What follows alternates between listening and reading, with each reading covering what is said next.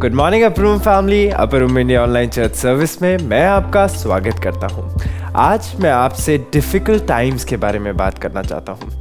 हम सबको सुख में रहना आता है। When times are happy it is very easy to live in them. लेकिन जब हमारी परिस्थितियाँ मुश्किल हो जाती है, व्हेन टाइम्स गेट डिफ़िकल्ट, तब हम में से कई लोग बिखर जाते हैं। हमें पता नहीं होता हम क्या करें। हम अपने लक्ष्य से भटकने लगते हैं और हम धीरे धीरे निराश होते जाते हैं। हम डिप्रेस होने लगते हैं और हम अपने आप को प्रभु से दूर पाते हैं। अगर आज आप में से कोई भी ऐसी परिस्थिति से गुजर रहा है तो आज का मैसेज आपके लिए है। लेकिन इससे पहले हम आज के वचन को सुने। आइए हम पास्टर अमित कामले के साथ आराधना करें। भूले और भटके थे हम, जाते तो जाते कहाँ, किसी ने बताया हमें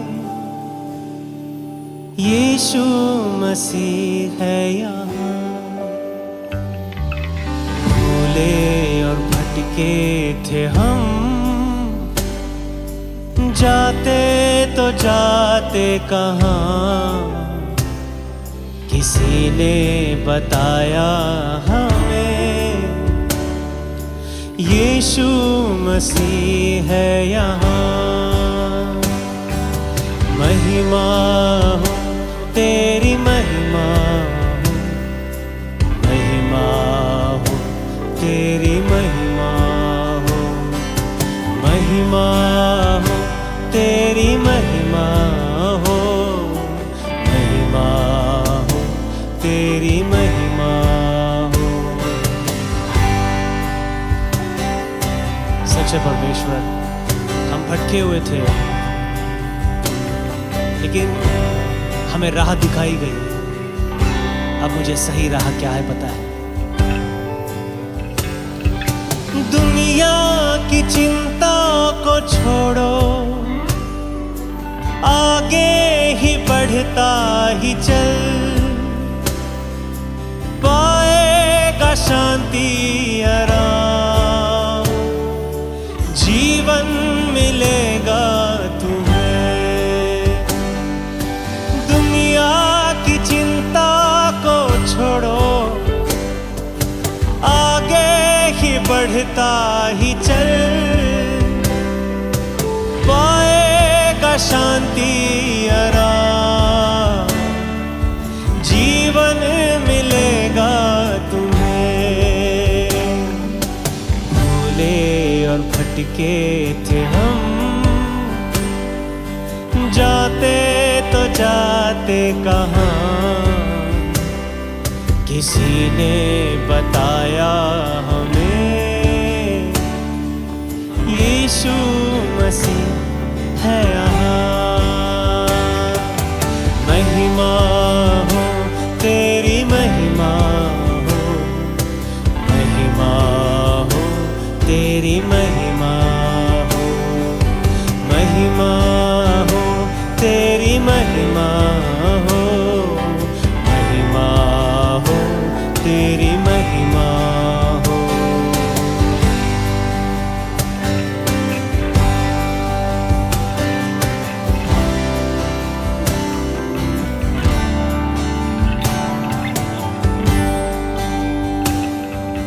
जीवन की रोटी है वो, जैसा ही उसने कहा, जीवन की ज्योति है वो, जग का उजाला भी है। जीवन की रोटी है वो, जैसा ही उसने कहा, जीवन की ज्योति है वो, जग का उजाला भी है। भूले और भटके टिके थे हम,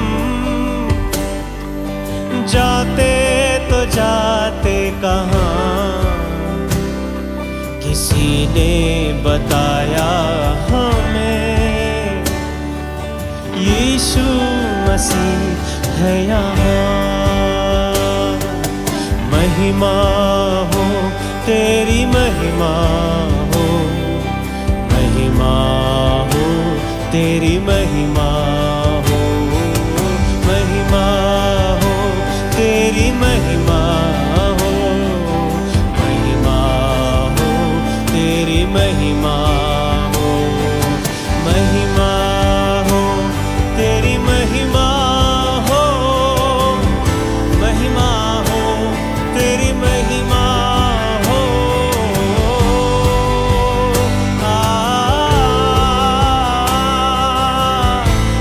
तेरी महिमा,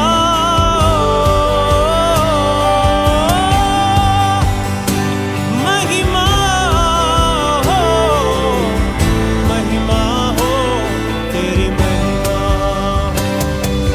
महिमा हो, महिमा हो, महिमा तेरी महिमा।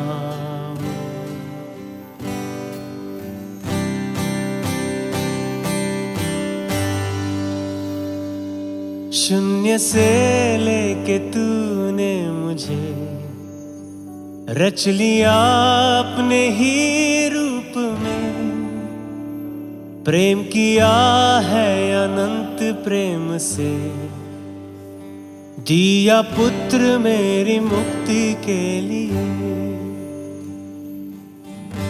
मैं कुछ नहीं था परमेश्वर, इस शून्यता को लेकर तूने कुछ बनाया, सुंदर बनाया। तेरी आराधना हम इसलिए करते हैं परमेश्वर।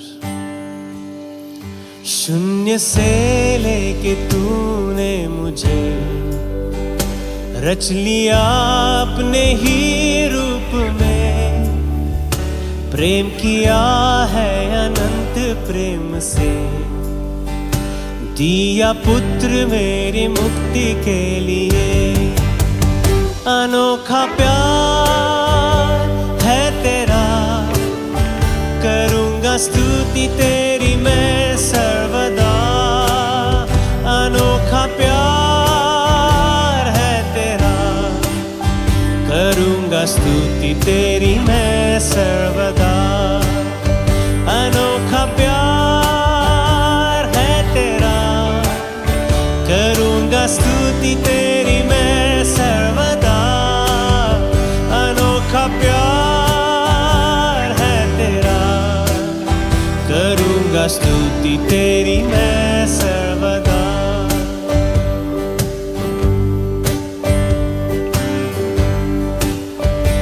अन्न वस्त्र और सभी आशीषें दी उसने मुझे भरपूरी से, खतरों और सब मुसीबतों से आग की पुतली जैसे संभाला मुझे। अन्न वस्त्र और सभी आशीषें दी उसने मुझे भरपूरी से, खतरों और सब मुसीबतों से आग की पुतली जैसे संभाला मुझे।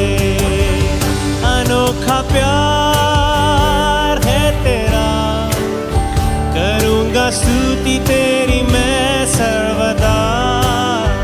अनोखा प्यार है तेरा, करूँगा स्तुति तेरी मैं सर्वदा। जग में आया यीशु स्वर्ग छोड़कर, मेरा सारा दंड सह लिया उसने। कोड़े खा के क्रूस उठा के यीशु ने मुझे मुक्ति और चंगाई दे दी है। जग में आया यीशु स्वर्ग छोड़ के, मेरा सारा दंड सह लिया उसने।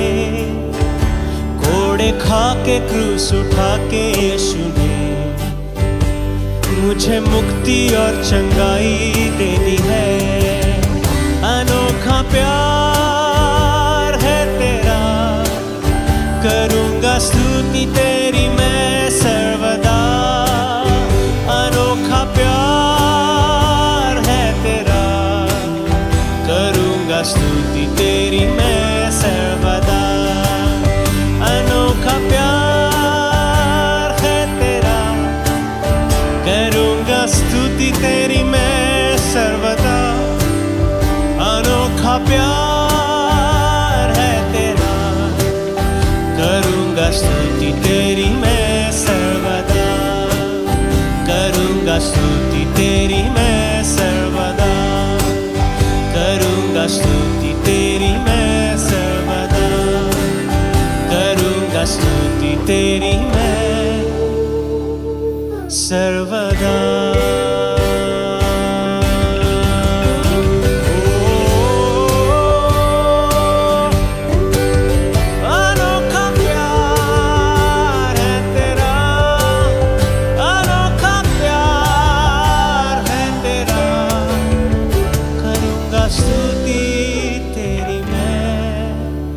सर्वदा करूँगा स्तुति तेरी मैं सर्वदा। What a wonderful Jesus we serve. कितने आनंद की यह बात है कि हम जिस परमेश्वर की आराधना करते हैं वो परमेश्वर अपने भक्तों के स्तुति रूपी सिंहासन पर विराजमान होता है।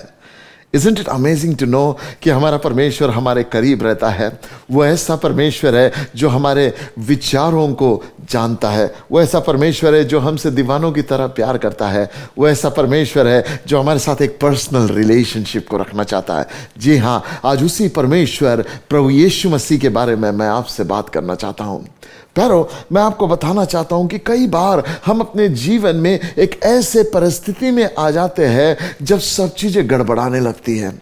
हो सकता है कि आप अपने जीवन में एक ऐसी परिस्थिति में आ गए जहां तनाव बढ़ता चला जा रहा है, जहां परेशानियां बढ़ते चली जा रही है, जहां उलझने बढ़ते चले जा रहे हैं और आपको ऐसा लग रहा है कि मुझे समझ नहीं आ रहा यार, ये वर्ष मेरे जीवन के लिए क्या उम्मीदों को लेके आ रहा। मुझे समझ नहीं आ रहा कि ये दिसंबर के महीने में इतने प्रॉब्लम्स कैसे आ गए। मुझे समझ नहीं आ रहा कि मैं जो भी करने जा रहा सब गड़बड़ाते जा रहा और इतना भयंकर प्रॉब्लम मेरे लाइफ में होता जा रहा। यदि आपके जीवन में आप ऐसी परिस्थिति में आ गए हैं जबकि क्रिसमस का महीना चल रहा है और ऐसे समय में जब पूरी दुनिया क्रिसमस का जश्न मना रही है और आपका दिल उदास है, आप फिर भी रो रहे हो और आपको समझ नहीं आ रहा कि मैं क्या करूं यार, कि मुझे सब ने छोड़ दिया, मैं अकेला हूं, मेरे जीवन में प्रॉब्लम्स है और मेरे पास कुछ समझ नहीं आ रहा कि मैं अपनी तन्हाई से कैसे बाहर निकल आऊं।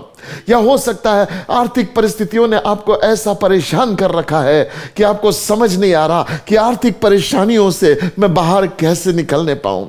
दूसरों को आप देख रहे शॉपिंग करते हुए, दूसरों को आप देख रहे मिठाइयां बांटते हुए, दूसरों को आप देख रहे बढ़िया मजा करते हुए और आप सोच रहे मैं क्या करूं, मुझे समझ नहीं आ रहा। अपने बच्चों को देख रहे, अपने परिवार को देख रहे और शायद अंदर ही अंदर आपका दिल रो रहा है और ये कह रहा काश मैं ऐसा कर पाता, काश मैं भी दूसरों की तरह खुश हो पाता, काश मेरा जीवन आनंद में हो पाता। न जाने कितने लोग ऐसे हैं जिन्होंने अपना जॉब खो दिया और जब उन्होंने अपना जॉब खो दिया तो ये जो आनंद का महीना है उनके जीवन के लिए दुख का और सन्नाटे का महीना बन गया, एक कठिन दौर का महीना बन गया, एक वैली का एक्सपीरियंस बन गया और समझ नहीं आ रहा कि अब ऐसी परिस्थिति में क्या किया जाए। ऐसी परिस्थिति में मैं क्या करूं, मैं कहां से जीवन व्यतीत करूं, मेरा घराना कैसे चलेगा, मेरे खर्चे कैसे निकलेंगे, मेरी परिस्थितियां कब बदलेगी। हो सकता है ये विचारों ने आपको उलझा के रखा। तो कुछ लोग ऐसे भी हो सकते हैं जिनके जीवन में रिश्ते बिगड़ गए। अब तक बड़ा अच्छा चल रहा था लेकिन अचानक एक संकट आया, एक सैलाब के जैसा कुछ आया और वो भावनाओं को बिखेर गया, वो रिश्तों को बिखेर गया और जो सब कुछ आपका बना हुआ था वो सब कुछ टूट गया। यदि आज आप अपने जीवन में एक ऐसे मकाम पर आ गए कि आपके अपनों ने आपको छोड़ दिया, आपके परिवार वालों ने आपको छोड़ दिया, आपके अपने आप को नहीं समझ रहे हैं और आप अपने जीवन में तन्हाई की तरफ चले जा रहे हो और आपको ऐसा लग रहा अब कोई भी नहीं है जो मेरी मदद कर सकता, तो ध्यान से आज के वचन को सुनना, क्योंकि परमेश्वर अपने वचन से आज आपसे बात करना चाह रहा है।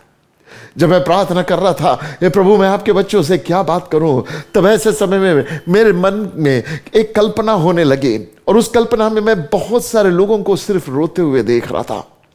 आनंद कर रहे थे, एक तरफ लोग आनंद कर रहे थे, दूसरी तरफ लोग रो रहे थे, और मेरा दिल उनकी तरफ जा रहा था जो रो रहे थे। मेरा दिल उनकी तरफ तरस से भर रहा था जो रो रहे थे। मेरा दिल उनकी तरफ प्रेम से भर रहा था जो रो रहे थे।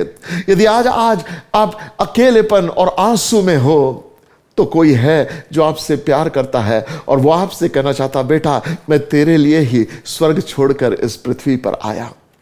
मुझे कोई पासबान ये कहने लगे, पास्टर साहब हमारा सब कुछ बिखर गया, हमारे पास कुछ नहीं बचा, हम क्या करें। कोविड से पहले बड़ा अच्छा मिनिस्ट्री चलता था, कोविड के दौरान सब कुछ गड़बड़ा गया, अब कुछ नहीं बचा, पास्टर जी हम क्या करें।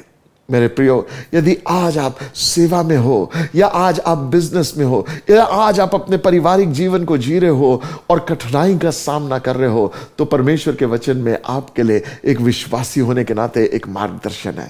मैं आपको बताना चाहता हूं कि जब आप एक प्रभु के बच्चे होने के नाते जब कठिन दौर से होकर गुजरते हो, तो कठिन दौर से जाते समय में किस तरीके का एटीट्यूड आपको मेंटेन करना है। जब कठिन दौर आता है तो आपका एटीट्यूड डिफाइन करता है कि आप अपने कठिनाई से विजयी होकर बाहर निकलोगे, या अपने कठिनाई में परेशानी में डूबते चले जाओगे। When you look into the Bible, दूसरा तिमोथी की पत्री पौलुस ने अपने आत्मिक बेटे तिमोथी को लिखा।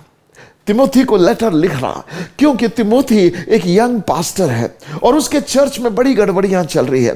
रिश्ते खराब हो चुके हैं, कोई उसकी परवाह नहीं कर रहा, कोई उसकी मिनिस्ट्री को रिसीव नहीं कर रहा, लोग उसे योग्य नहीं समझते मिनिस्ट्री के, और कोई उसकी सुन नहीं रहा। ऐसे समय में जवान के बीच में प्रॉब्लम है, बुजुर्गों के बीच में प्रॉब्लम है, आचरण में प्रॉब्लम्स है, हर प्रकार की समस्याएं इस जवान तिमोथी के लाइफ में आने लगी है उसके मिनिस्ट्री को लेके। हो सकता है कि आज आप कोई ऐसे सेवक हो जिनके मिनिस्ट्री में बहुत से प्रॉब्लम्स चल रहे हैं। हो सकता है आप एक बिजनेसमैन हो, आपके बिजनेस में बहुत से प्रॉब्लम्स चल रहे हैं। हो सकता है आपके परिवार में बहुत से प्रॉब्लम चल रहे हो सकता है आपके नौकरी के स्थान पे बहुत से प्रॉब्लम चल रहे हो, लोग आपको समझ नहीं पा रहे हैं, आपके एम्प्लॉयमेंट में आपकी एम्प्लॉयमेंट की श्योरिटी खत्म होते चले जा रही है, और आपको लग रहा है कि अब पता नहीं क्या होने वाला, नया साल मेरे लिए खुशखबरी लेकर आएगा या मेरे लिए एक दुख और आंसू का संदेश लेकर आएगा, मुझे नहीं मालूम। रोज रात को आपको नींद नहीं आती और आप परेशान और बेचैन होते हो। ये विचार आपके मन में चलते रहते हैं, संघर्षपूर्ण विचार आपके मन में चलते रहते हैं, और आपका मन एक बैटल ग्राउंड बन गया है।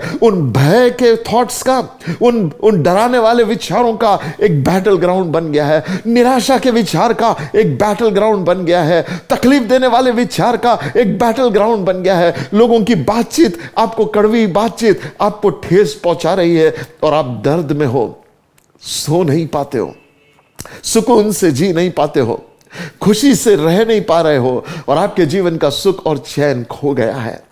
मैं नहीं जानता मैं किससे आज बात कर रहा हूं, लेकिन यदि आज आपकी परिस्थिति ऐसी है तो प्रियो, मेरे पास आपके लिए खुशखबरी है। परमेश्वर आपकी मदद करना चाहता है।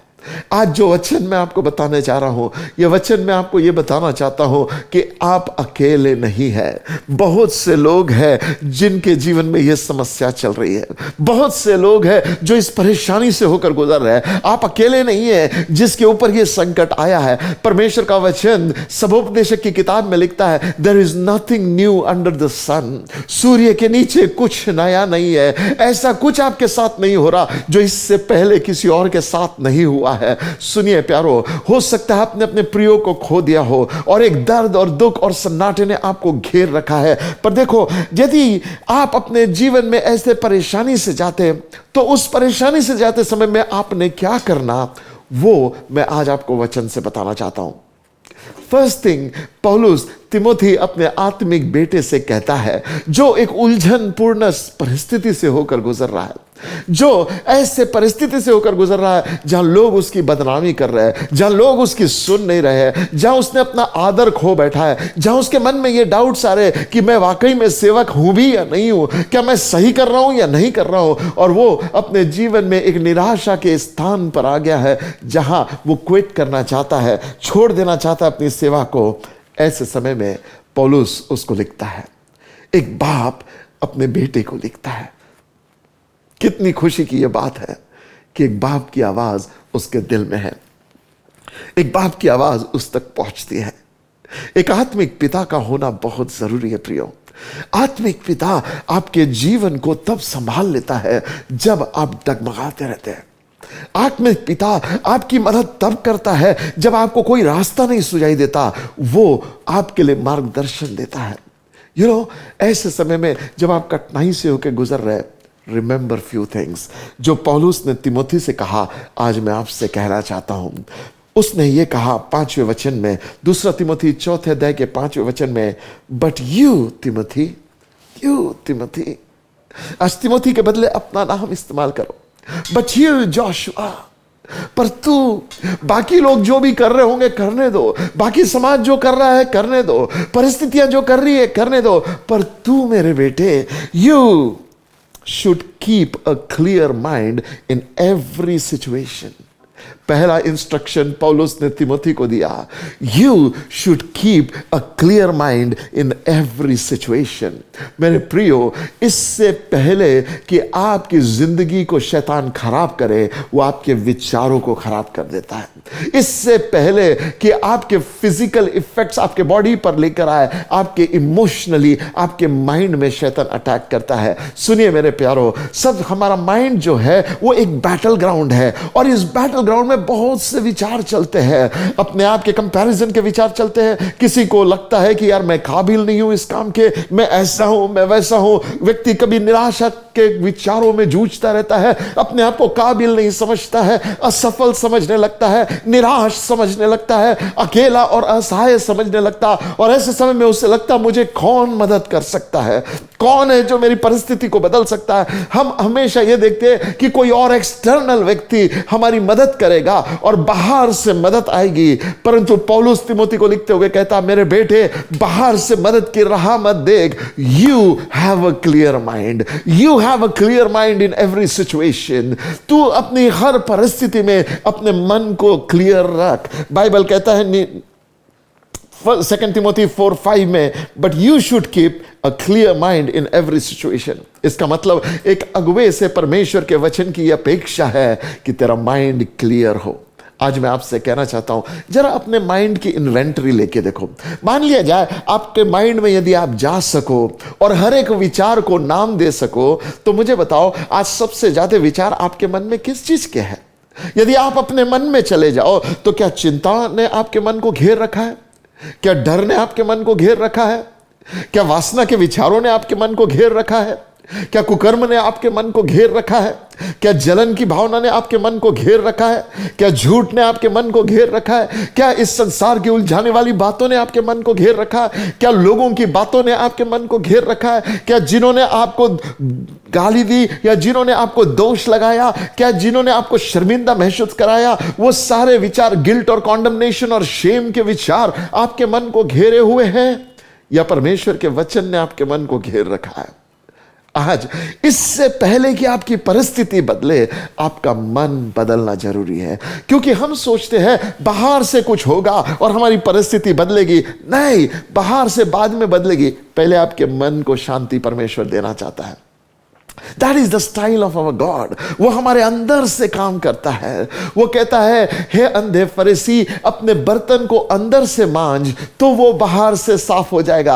अरे ये कैसे हो सकता कि मैं बर्तन को अंदर से मांजूं और बाहर से वो साफ हो जाएगा? यीशु मसीह ये कह रहा, यदि तू अपने अंदर ही भीतरी जीवन के ऊपर कब्जा ले ले, यदि तू अपने भीतरी मनुष्यत्व को अपने नियंत्रण में ले ले, यदि तू अपने भीतरी मनुष्यत्व के ऊपर कब्जा करे और उसे परमेश्वर के अधीनता में ले जाए, परमेश्वर के वचन की अधीनता में लेकर आए, तो तेरा बाहरी आचरण, तेरी बाहरी परिस्थिति, तेरा बाहर का रूप, सब चीज बदल जाएगा। Listen my friend, your environment is often the result of what goes inside of your mind.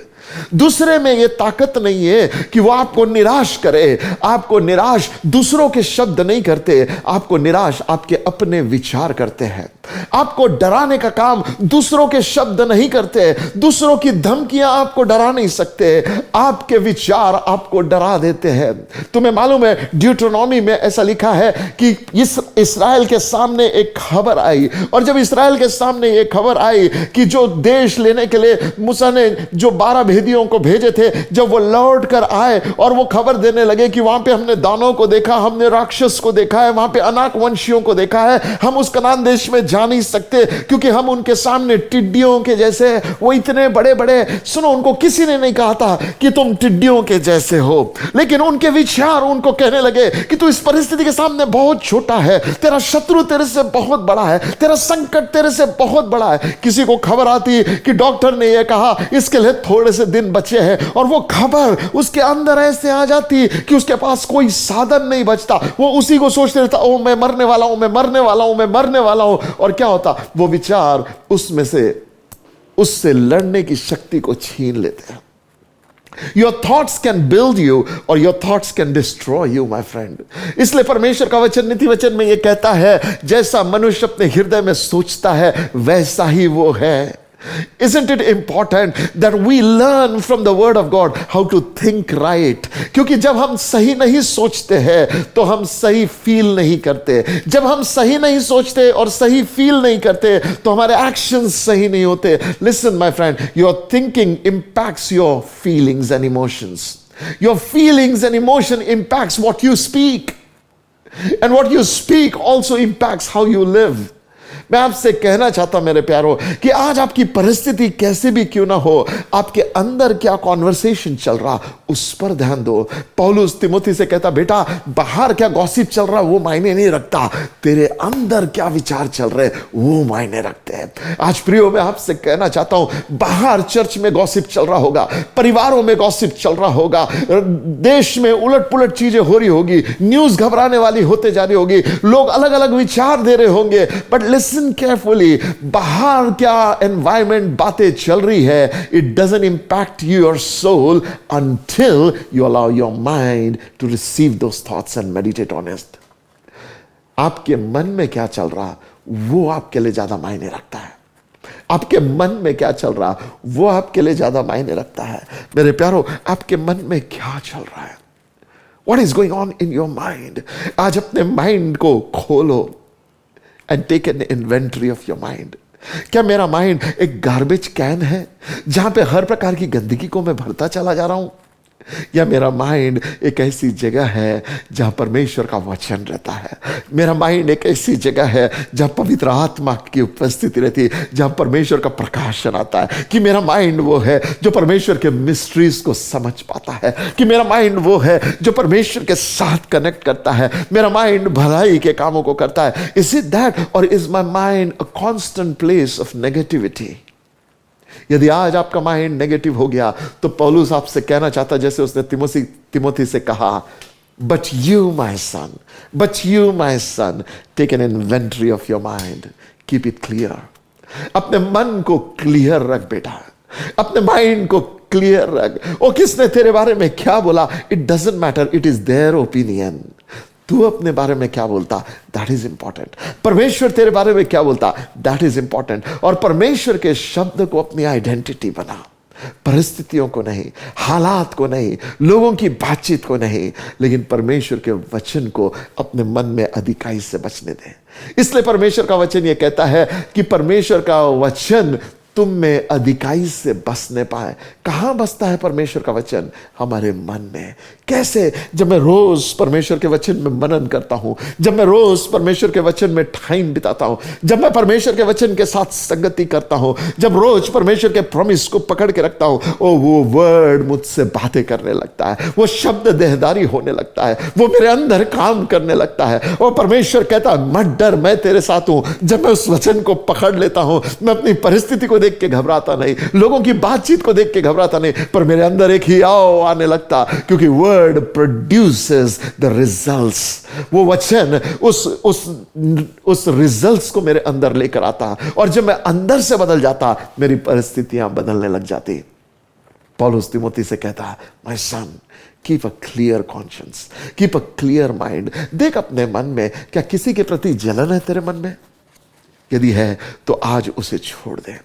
अपने मन में झांक के देख, क्या किसी के प्रति तेरे अंदर व्यवहार है या दुष्कामनाएं तेरे मन में है या बुरे विचार तेरे मन में किसी के लिए? क्या किसी का अच्छा होना तुझे बुरा लगने लगा है?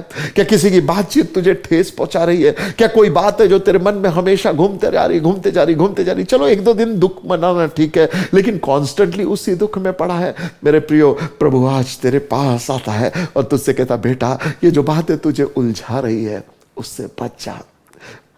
तिमोथी को पौलुस ने कहा, you Timothy have a clear mind. मालूम कभी कभी हम कहते हैं, हे प्रभु तू मुझे clear mind they. God is not gonna give you a clear mind, God has already given you the mind of Christ. परमेश्वर ने पहले से तुझे मसीह का मन दिया है। अब चुनाव तेरा है, मसीह के मन में ऑपरेट करना है या अपने पुराने स्वभाव के मन में ऑपरेट करना है। जब मैंने चुना पुराने स्वभाव में ऑपरेट करना, मेरा नुकसान हुआ, लेकिन जब मैंने चुना मसीह के स्वभाव में ऑपरेट करना, मेरा हमेशा फायदा हुआ। वो शैतान बोलेगा, अरे मसीह के समान जाएगा, लोग तेरा फायदा उठाएंगे, लोग ऐसा करेंगे, लोग वैसा करेंगे। वो छोड़ो, आपके अंदर क्या चल रहा है। मैं अपने भेजने वाले को प्रसन्न करना चाहता हूं। यदि नींद में से उठ के पहला विचार आपके मन में आता है, वो फलाने मेरे बारे में क्या कहा, वो मुझे ये बिल पे करने हैं, मुझे अगले महीने ये करना है, मुझे वो करना है, और आपका मन एक क्लटर होता है, जैसे मानो सब तरफ से चिंता आपके मन में आके बैठ रही है, सब तरफ से डर आपके मन में आके बैठ रहा है, सब तरफ से घबराने वाले विचार आपके मन में आ रहे हैं, सब तरफ से नेगेटिव विचार आपके मन में आ रहे हैं, और आप फिर पूरा दिन मायूसी में बिता रहे हो। यदि ऐसी आपकी हालत है तो आज पौलुस आपसे कहना चाहता, my son have a clear mind. You should have a clear mind. एक अगुवे के लिए जरूरी है क्लैरिटी, एक व्यक्ति के लिए जरूरी है क्लैरिटी। मालूम, जब हमको मालूम रहता क्या करना है हमको, जब हमको मालूम रहता जब हमारा मानसिकता एक सही डायरेक्शन में होता, तो हमारा आचरण भी सही डायरेक्शन में होता। हम खुश रहते हैं, हम आनंदित रहते हैं, हम अपना काम अच्छे से कर पाते हैं, हम फोकस्ड अच्छे से हो पाते हैं। लेकिन जब मन डिस्टर्ब्ड होता है, छोटे छोटे काम भी हम ठीक से नहीं कर पाते, छोटी छोटी चीजें भी हम भूलने लग जाते हैं। व्हाई? बिकॉज हमारा माइंड डिस्टर्ब्ड है।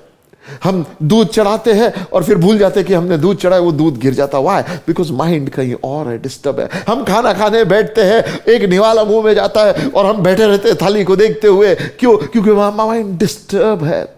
चेले डिस्टर्ब हो चुके थे। मुझे याद आता वो बात जब अमाउस गांव की ओर दो चेले चले जा रहे थे। आई वॉज थिंकिंग, अरे यीशु के चेले एक साथ थे, लेकिन उसमें से दो चेले यीशु मसीह को वो यीशु के चेलों की कंपनी को छोड़ के अमाउस गांव की ओर चले जा रहे थे। क्यों जा रहे थे? We don't know. What made them leave rest of the family and go? I don't know. लेकिन मुझे एक चीज समझ आता, वो दोनों परेशान थे। यदि आप यूहन्ना इसके 20वें अध्याय को पढ़ेंगे तो ये दोनों अमाउस गांव की ओर चले जा रहे हैं। 21वें अध्याय में ये दोनों अमाउस गांव की ओर चले जा रहे हैं, और जब ये चले जा रहे हैं, ये अमाउस गांव की ओर जाते समय बात करते जा रहे हैं एक दूसरे से।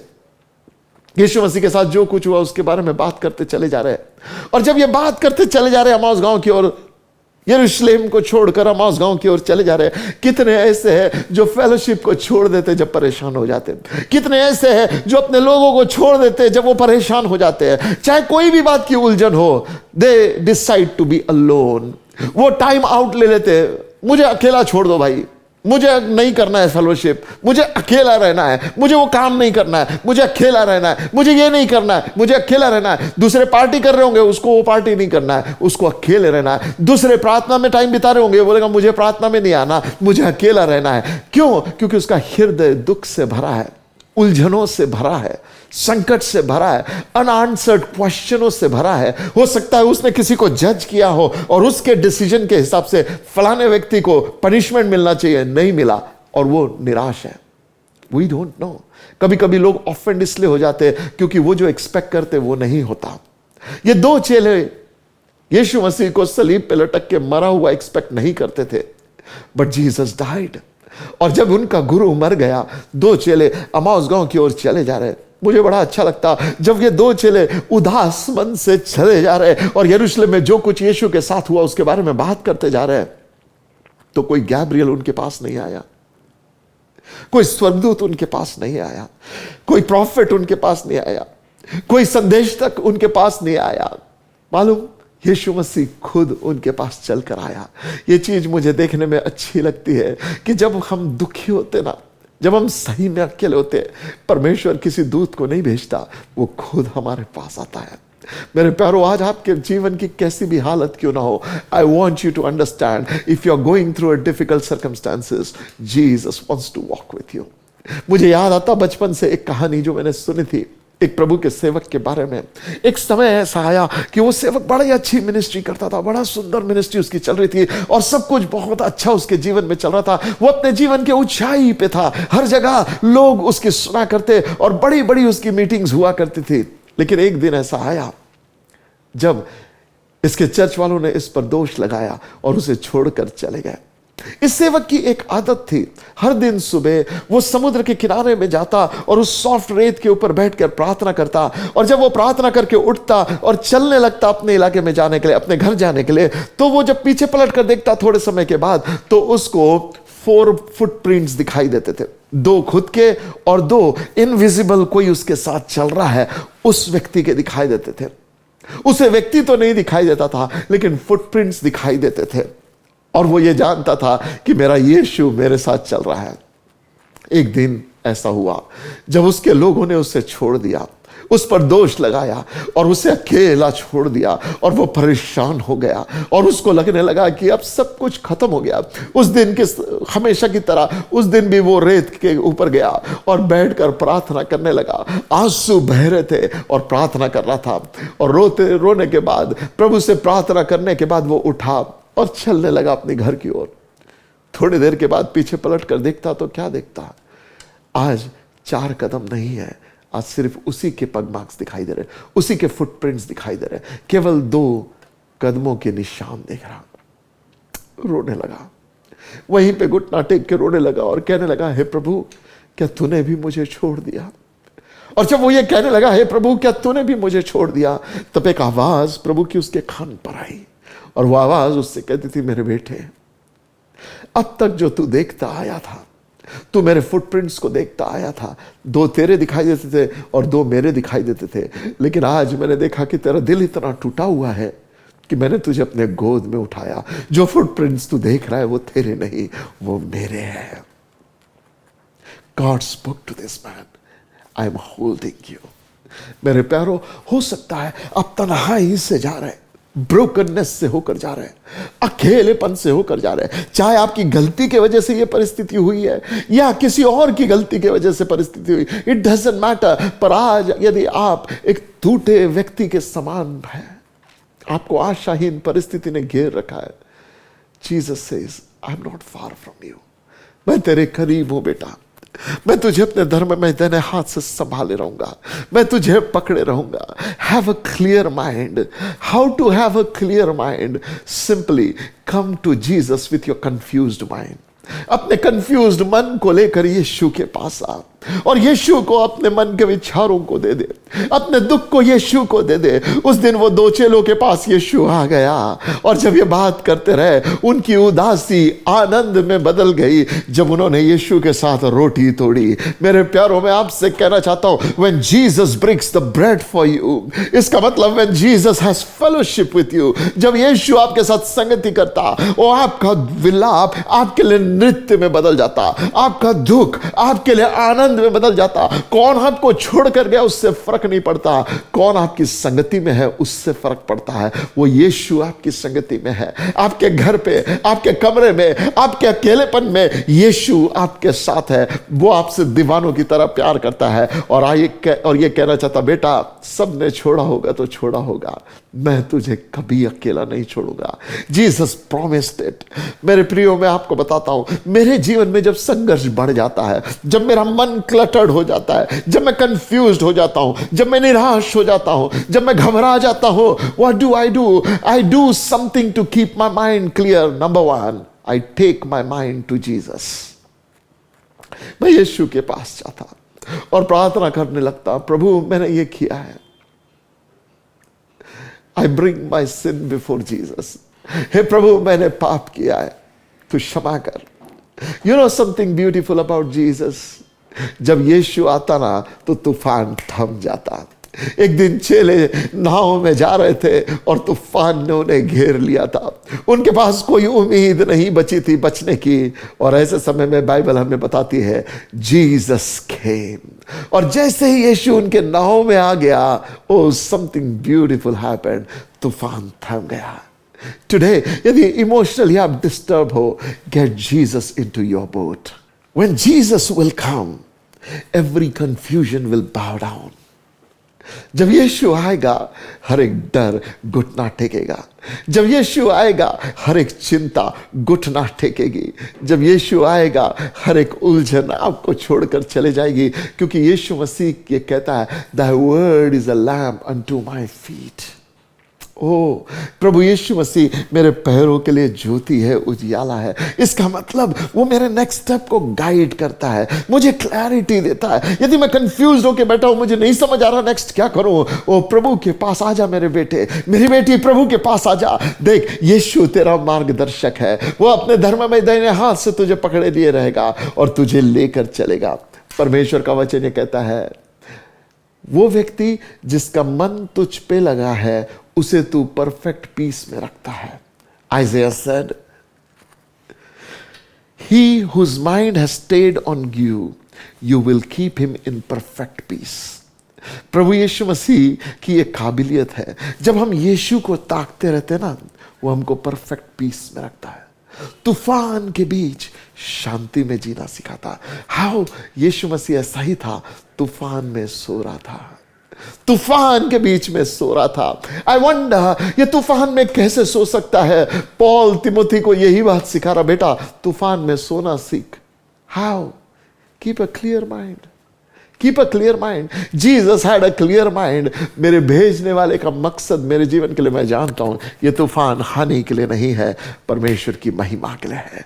आज आपके जीवन में जो तूफान चल रहा है, I prophesy in the name of Jesus, ये तूफान परमेश्वर की महिमा करेगा। In the name of Jesus I declare, ये फाइनेंशियल तूफान परमेश्वर की महिमा करेगा, ये इमोशनल तूफान परमेश्वर की महिमा करेगा, ये फिजिकल तूफान परमेश्वर की महिमा करेगा, ये सोशल तूफान परमेश्वर की महिमा करेगा। वो आपके जीवन में जो परिवार पर तूफान उठा है, वो परमेश्वर की महिमा करेगा। Hallelujah, I declare it in the name of Jesus Christ. Receive it by faith today.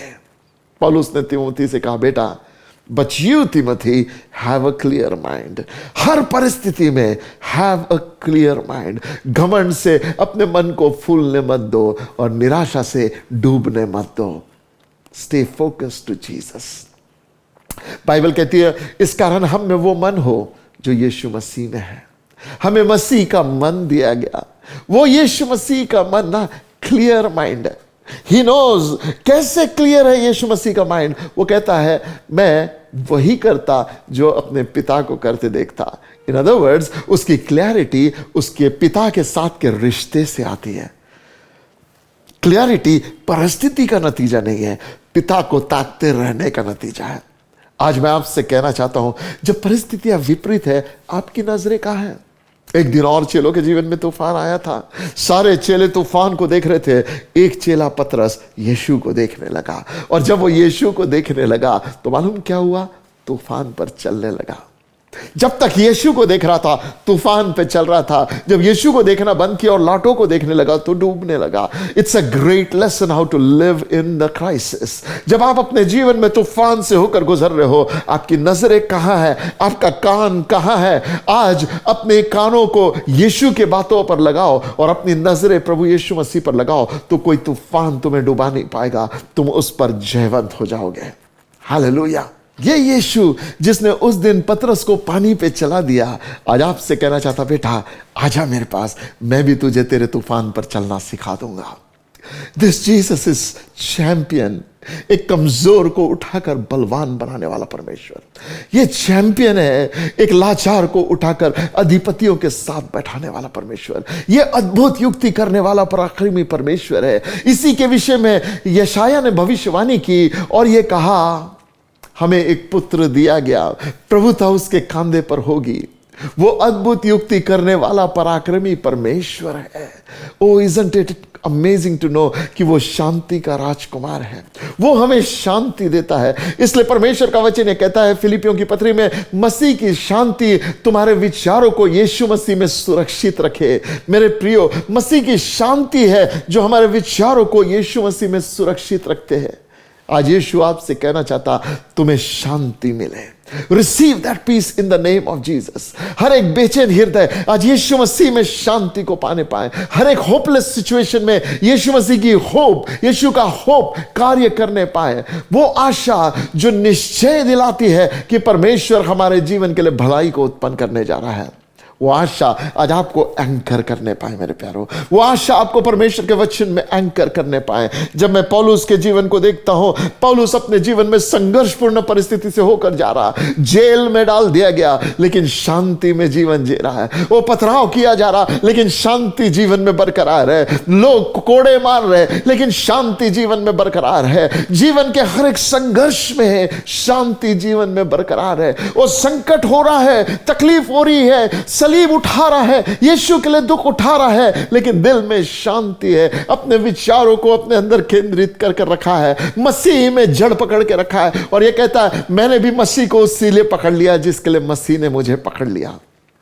जब सताव होने लगा तो ये नहीं कह रहा हे प्रभु मैं तो तेरी सेवा कर रहा, मेरे साथ सताव क्यों हो रहा, मेरे साथ ऐसा क्यों हो रहा, मेरे साथ वैसा क्यों हो रहा। अक्सर जब हमारे साथ चीजें गड़बड़ाने लगती है हम क्वेश्चन करते परमेश्वर के, परमेश्वर तू मेरे साथ ऐसा क्यों कर रहा, या व्हाई मी ओ गॉड। लेकिन पौलुस व्हाई मी नहीं कहता, पौलुस कहता ओ परमेश्वर तेरे मकसद मेरे जीवन में पूरे होने हैं and you are gonna use this circumstances to allow me to do your work. Isn't it amazing? एक ऐसा प्रभु का प्रेरित जिसका एग्जाम्पलरी जीवन है, जिसको देख के आप और मैं सीख सकते हैं। आज मैं प्रियो आपको चैलेंज देना चाहता हूं, क्या आप अपने जीवन में दुख से होकर जा रहे हैं? Are you going through difficult circumstances? देखो क्या कहता पौलुस, दूसरी बात तिमोथी को, मसीह के लिए दुख उठा। पहली बात बोला but you Timothy have a clear mind, and second thing मसीह के लिए दुख उठा। इन अदर वर्ड्स यीशु के पीछे चलना it's not a bed of roses. कभी कभी कांटों के मार्ग से होकर जाना पड़ता है। दुख उठाना मसीह जीवन का हिस्सा है प्रियो। कभी कभी हम सिर्फ प्रॉस्पेरिटी गॉस्पेल को सुनते हैं और क्रॉस को भूल जाते हैं, परंतु यीशु मसीह ने यह कहा जो मेरे पीछे आना चाहे वो अपना सलीब उठाए और मेरे पीछे आए। सलीब क्या है? लोग जब हमारी बदनामी करे ये सलीब है, जब लोग हमारे विरोध बात करे ये सलीब है, जब अपने हमको छोड़कर चले जाए मसीह के कारण तो ये सलीब है, जब मसीह के कारण हम निंदित किए जाए, शर्मिंदा किए जाए और हमारे प्रिविलेजेस हमसे ले लिए जाए, इनजस्टिस हमारे साथ किया जाए, ये सलीब है प्रियो। कितने लोग प्रार्थना में कलीसिया में आते हैं और होता क्या है, गैर विश्वासी लोग, कभी कभी क्रिस्त विरोधी लोग उनकी पिटाई कर जाते हैं, उनके चर्च को डिस्ट्रॉय कर देते हैं, उन लोगों को तकलीफ देने लग जाते हैं। और ये क्या है? ये सलीब है मेरे प्रियो। God called us to pick up our cross. कितने बार हमें अपने ऐसो आराम को छोड़ना पड़ता और मसीह के पीछे चलने के लिए एक कीमत को अदा करना पड़ता है।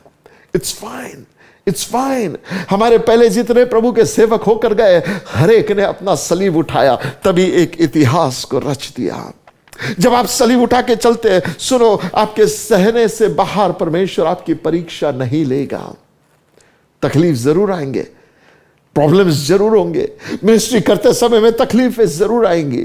और कई बार शैतान बोलेगा अगर परमेश्वर की ये इच्छा होती तो तेरी लाइफ में ये प्रॉब्लम नहीं होता, अगर परमेश्वर की मर्जी में तू चलता तो ये प्रॉब्लम नहीं होता, वो प्रॉब्लम नहीं होता। कभी कभी आप परमेश्वर की आज्ञा मानने के बाद भी अपने आप को संकटों से घेरा हुआ पाएंगे।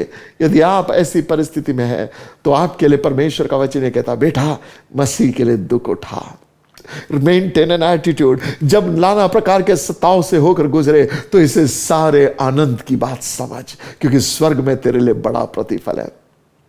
परमेश्वर का वचन कहता है जो अंत तक विश्वास योग्य रहेगा उससे परमेश्वर जीवन का मुकुट देगा। Isn't it amazing कि हर एक का विश्वास परखा जाएगा। मेरे प्यारो, हमारा विश्वास मसीह पर परखा जाएगा। ये अंत के दिन है और ये संकट के दिन है, हमारा विश्वास मसीह पर परखा जाएगा। दुख उठा मसीह के लिए, तकलीफ उठा मसीह के लिए। रुक मत जा अपने जीवन में, तकलीफ से परेशान होकर छोड़ मत दे चीजों को। ओ परेशान मत हो तकलीफ में। परमेश्वर का वचन कहता है one of the fruit of Holy spirit is long suffering. Think about it. आत्मा का फल है long suffering. And I think about संयम के बारे में। ये क्या है यार, ये कौन सा फल है लॉन्ग सफरिंग? जी हां, suffering which is prolonged, and the Bible says it's the fruit of Holy spirit.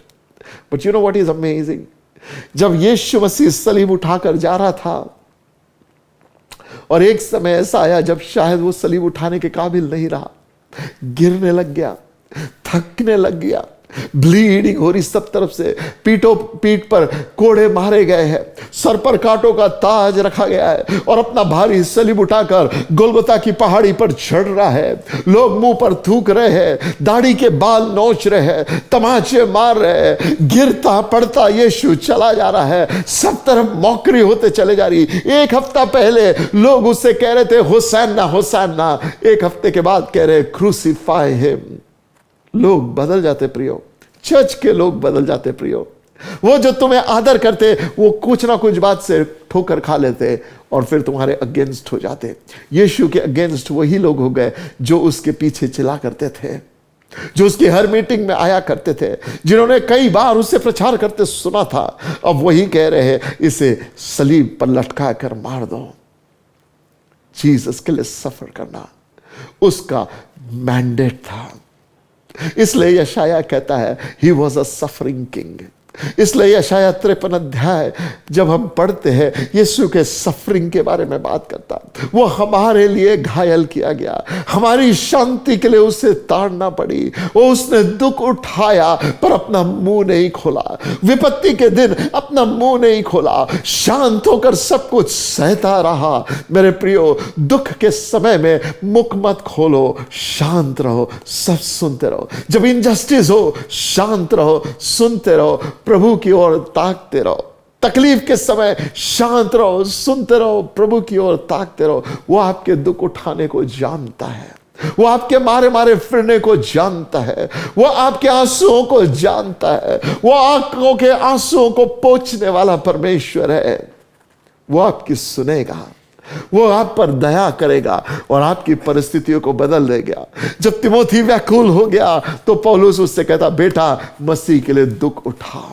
मसीह के लिए दुख उठाना आनंद की बात है। ओ पौलुस ये कहता है मसीह के घावों की कमियों को मैं अपने शरीर में पूरा करता हूं। Look at his perspective towards suffering. मसीह के घावों की कमियों को मैं अपने शरीर में पूरा करता हूं। In other words he says मेरा मसीह मारा गया और मैं भी मारा जाऊं तो इसमें कोई बड़ी बात नहीं, हम अपनी बुलाहट को पूरा कर रहे हैं। He is focused on his calling. Suffer for Christ my friend.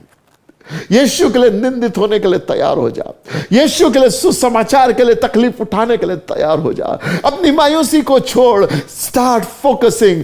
God called you to suffer, pick up your cross and go. क्योंकि किसी भी मसीह के पीछे चलने वालों की कहानी सफरिंग में एंड नहीं होती। सफरिंग हिस्सा है, सफरिंग एंड नहीं है। यीशु मसीह की कहानी गुड फ्राइडे के दिन खत्म नहीं हुई मेरे प्यारो। गुड फ्राइडे के बाद पुनरुत्थान का दिन आया जब वह मुर्दों में से जी उठा, कब्र फाड़ कर जी उठा। मेरे प्यारो, वो पुनरुत्थान की सामर्थ आपके जीवन में कार्य करेगी। ये सफरिंग परमानेंट नहीं है। पौलुस कहता है इस संसार की सफरिंग क्षण भर की है। मेरे लिए मसीह के ज्ञान के सामने ये सफरिंग कुछ भी नहीं है। बोलता कैसे पौलुस इस सफरिंग को कुछ भी नहीं कहता है? You know why?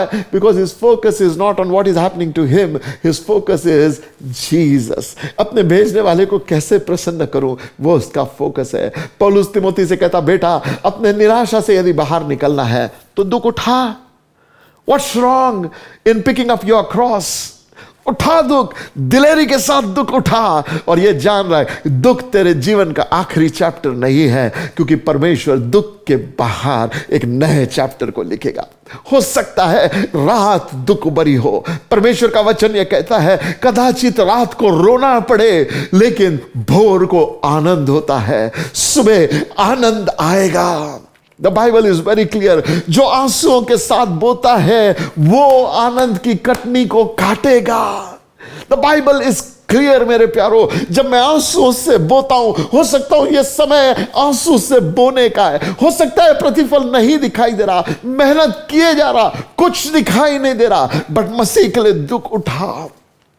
मुझे डेविड लिविंगस्टन नाम के एक मिशनरी की बात याद आती।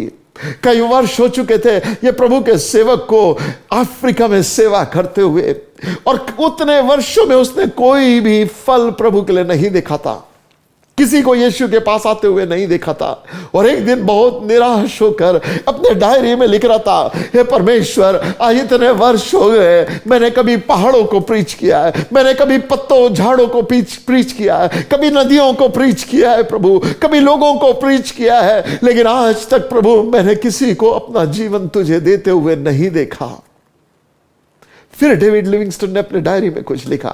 उन्होंने कहा, पर परमेश्वर, मुझे याद है, मुझे मालूम है मेरे बाद एक व्यक्ति आएगा इस भूमि पर, उसके एक संदेश में लाखों लोग तेरे राज्य में आएंगे परमेश्वर, और जब वो लाखों को तेरे राज्य में आते हुए देखेगा, जिस आनंद के साथ दूसरे दिन खड़े होकर प्रचार करेगा प्रभु, वो आनंद से तू मुझे भर दे, ताकि कल मैं फिर से तेरे वचन को प्रचार करने पाऊं। मेरे प्यारों, जब रिजल्ट्स मिल रहे हो तब सेवा कोई भी कर सकता है, लेकिन जब रिजल्ट नहीं दिखाई दे रहे तब वफादारी से सेवा करते रहना एक प्रभु के सेवक की पहचान है। अपने बुलाने वाले को सच्चा जानो।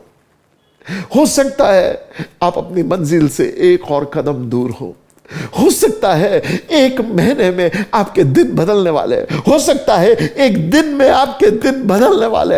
You don't know when the breakthrough will happen, but stay fast. लगे रहे मेरे प्यारों, प्रभु के सलीब को उठा छोड़ मत। जैसे सिमियोन आया और वो साइमन ने आकर यीशु मसीह के सलीब को उठाया और थोड़े दूर तक चला।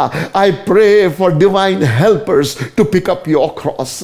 आज यदि सलीब उठाते उठाते तेरे कांधे थक गए, यदि तेरा कमर थक गया है, यदि तेरा दिल व्याकुल हो गया है और अब एक और कदम चला नहीं जा रहा, तो I pray that Holy Spirit will send divine helpers तेरे मार्ग में, जो तेरी हिम्मत बढ़ाएंगे, जो तेरे हाथ को उठाएंगे, जो मूसा के साथ जैसे दोनों हूर थे और हारून थे, जैसे ये दोनों मूसा के हाथ को ऊंचा उठाते थे। ओ आई प्रे कि परमेश्वर तेरे लिए भी ऐसे हेल्पर्स भेज दे मेरे प्रियो, जो तेरे हाथों को उठाने के लिए तेरी मदद करे। मेरे प्यारो, did God call you to be a helper to a man of God? Did you hear from God? Go stand with that man. तो फिर कोई चीज तेरी बुलाहट से अलग ना करने पाए। जैसे योनातन के पास एक आर्मर बेरर था जो मरने मिटने के लिए योनातन के साथ खड़ा था। I pray that you will find such armour bearers, and I pray यदि आपको वो बुलाहट प्रभु ने दी to be an armour bearer, तो फिर लॉयल्टी में खड़े हो जा। मेरे प्यारों, मैं आपसे कहना चाहता हूं, God is gonna do something. Pick up your cross, pick up your cross, क्योंकि परिस्थितियां बदलने वाली हैं। पिक अप योर क्रॉस, क्योंकि हालात बदलने वाले हैं। प्रभु यीशु मसीह की कहानी क्रॉस पर खत्म नहीं हुई। क्रॉस एक चैप्टर था, लेकिन वहां जहां क्रॉस पर वो मर गया, वहां से जिंदगी हमारे लिए पनप गई। लॉर्ड, आई प्रे हम में से हर एक का सलीब उठाना मसीह के लिए, औरों के लिए जिंदगी का कारण बन जाए। मेरे प्रियो, आज मैं आपको बताना चाहता हूं, पौलुस तिमोथी से कहता, मेरे बेटे Timothy, understand one thing, have a clear mind when you are following Jesus, and pick up your cross when you are following Jesus. आज ये दो बातें बताकर आज का संदेश अंत करूंगा। अगले हफ्ते यहां से आगे दो और बातें आपको परमेश्वर के वचन से बताऊंगा। पर प्रियो, आज मैं आपसे कहना चाहता हूं, if you have been that person जो अपने लाइफ में सेवा में थक गए हैं, अपने बिजनेस में थक गए हैं, अपने रिश्तों में थक गए हैं, अपनी परिस्थिति में थक गए हैं, तो I want you to know one thing, pick up your cross and follow Jesus. क्योंकि जो सलीब उठाकर चलता है, गॉड हेल्प्स दैट पर्सन। यीशु अपना सलीब छोड़कर भागा नहीं, यीशु अपना सलीब उठाकर रहा। मैं जब चेलों की बायोग्राफी को पढ़ने लगा था, जब चेलों के बारे में पढ़ने लगा था, तो पतरस के अंत के बारे में ऐसा लिखा है कि एक दिन ऐसा हुआ कि जब पतरस को पकड़कर उसे मारने के लिए ले जा रहे थे तो पतरस भाग गया। और जब पतरस भागने लगा तो यीशु मसीह सलीब उठाकर आ रहे थे। पतरस ने यीशु मसीह को देखा और कहा, हे यीशु, तू कहां जा रहा है? तो यीशु मसीह ने उससे कहा, मेरा एक चेला अपने सलीब को छोड़कर भाग रहा है, उसके बदले मैं जा रहा हूं कि मैं जाकर जान दूं। जब पतरस को यीशु मसीह ने यह एनकाउंटर दिया तो पतरस रोया और प्रभु यीशु मसीह से कहा, हे प्रभु, मुझे माफ कर, मैं अपनी सलीब उठाऊंगा। And he picked up the cross and went back to the people जो उसको सलीब पर लटका कर मारना चाहते थे, और उनके पास गया और उनसे कहा, एक ही विनती आपसे, मेरे प्रभु को सीधा लटका कर मारा था, मेरे में यह काबिलियत नहीं है, मुझे उल्टा लटका कर मारो। और पतरस को उल्टा लटका कर मार डाला गया। वो यीशु के लिए रक्त साक्षी हो गया। न जाने कितने लोग हैं जो यीशु के लिए रक्त साक्षी होने के लिए तैयार है। बाइबल कहती है कुछ ऐसे हैं जो यीशु के लिए रक्त साक्षी होंगे। मेरे प्यारो, चाहे हम जिए तो मसीह के लिए हो या हम मरे तो मसीह के लिए हो। यदि हमें भारत को प्रभु के राज्य में लाना है तो हमें अपने जीवन को अप्रिय जानना है, मसीह के सलीब को प्रिय जानना है, क्योंकि and time persecution will be difficult. यदि हमारा प्यार अपने आप के लिए मसीह के प्यार से ज्यादा है तो हम इस सताव को नहीं झेल पाएंगे। लेकिन यदि हमारा प्यार मसीह के प्यार से हम जीते हैं तो हम सलीब को उठाएंगे। मसीह का प्यार हमको विवश करेगा। हम भी कहेंगे जीना मसीहत और मरना लाभ की बात है। मेरे प्यारो, आज आपसे कहना चाहता हूं, pick up your cross and follow Jesus. किसी ने खूबसूरत गीत लिखा, I have decided to follow Jesus, no turning back, no turning back. आज क्या आपकी परिस्थिति आपको मसीह से दूर ले जा रही है? क्या दुख तकलीफ मसीह से दूर ले जा रहे हैं? क्या संकट उपद्रव मसीह से दूर ले जा रहे हैं? क्या कंगाली मसीह से दूर ले जा रही है? क्या लोगों की बातें मसीह से दूर ले जा रही है? यदि ये सारी बातें मसीह से दूर ले जा रही है तो stop my friend, come back to Jesus. वो कहता, मेरे बेटे मेरे पास आ, मैं तेरे आंसू को पोंछना चाहता हूं, तुझे एक नई जिंदगी प्रदान करना चाहता हूं। Do you want to come back to Jesus? My friend, इस दिन यीशु को अपना मुक्तिदाता करके स्वीकार कर ले। जब उसकी बारी थी वो अंत तक मेरे लिए वफादार रहा और मेरे लिए कुर्बानी दे दी। आज मेरी बारी है मेरा प्यार उसके लिए साबित करने की। मसीह के लिए अंत तक वफादार रहूं, क्योंकि मसीह ने मुझे माफ किया, मैं दूसरों को माफ करूं। क्योंकि मसीह ने मुझसे प्यार किया, मैं दूसरों को प्यार करूं। क्योंकि मसीह ने सलीब उठाया, मैं भी अपनी सलीब उठाऊं। क्योंकि मसीह अंत तक वफादार रहा, मैं भी अंत तक वफादार रहूं। मेरे जीने का मकसद परिस्थिति नहीं, मेरे जीने का मकसद यीशु मसीह होने पाए। आइए इस समय में यीशु को अपना जीवन समर्पित करते हैं। यदि आज आप अपना जीवन यीशु को देना चाहते हैं, यदि आपने कभी अपना जीवन यीशु को नहीं दिया है, आज इस यीशु के पास आ जाओ। वो आपको एक नया जीवन देना चाहता है, पुरानी बातों को हटाकर एक नया जीवन देना चाहता है। यदि आप यीशु के हो लेकिन यीशु के प्रेम से भटक गए हो, वैसा नहीं जी रहे जैसा आपने जीना चाहिए, तो आज यीशु के पास वापस आओ। आइए मिलकर प्रार्थना करते हैं। पिता, यीशु के नाम से प्रार्थना मांगता हूं, तेरी दया प्रभु अपने बच्चों पर उंडेल। आई प्रे यीशु नासरी के नाम से प्रभु, तेरे वचन को मैंने आज तेरे बच्चों को सुनाया है। यह वचन सुनने वाले के हृदय में कार्य करे और उनका जीवन हमेशा के लिए बदल जाए। मेरी प्रार्थना लॉर्ड, हर एक मायूस हृदय मसीह में केंद्रित हो जाए, हर एक दुखी हृदय यीशु मसीह में केंद्रित हो जाए। हे पवित्र आत्मा, हमारी आंखों को खोल कि हम यीशु को देखने पाए। जो व्यक्ति परमेश्वर आज अपनी क्षमा को मांग रहा है पापों से, प्रभु उसके पापों को क्षमा कर और उसे एक नया जीवन प्रदान कर। धन्यवाद देता, तूने प्रार्थना को सुन ली। यीशु नासरी के नाम से मांगता हूं, आमीन। प्रियो, अगले हफ्ते यहां से आगे हम देखेंगे पौलुस ने तिमोथी से क्या कहा। Don't miss out next time. इसी समय आपसे फिर मुलाकात होगी। May God bless you all, आमीन। मैं आशा करता हूं कि आज के वचन से आपने आशीष पाई है। अगर आपके पास कोई प्रेयर रिक्वेस्ट है, टेस्टिमनीज है या आप किसी भी विषय में काउंसलिंग चाहते हैं तो हमारे कॉन्टैक्ट डिटेल्स आपकी स्क्रीन पर है। If you'd like to be a financial partner or sow a seed, then our account details are also on your screen. अगले हफ्ते आपसे फिर मुलाकात होगी. Till then, stay blessed and stay safe. Bye.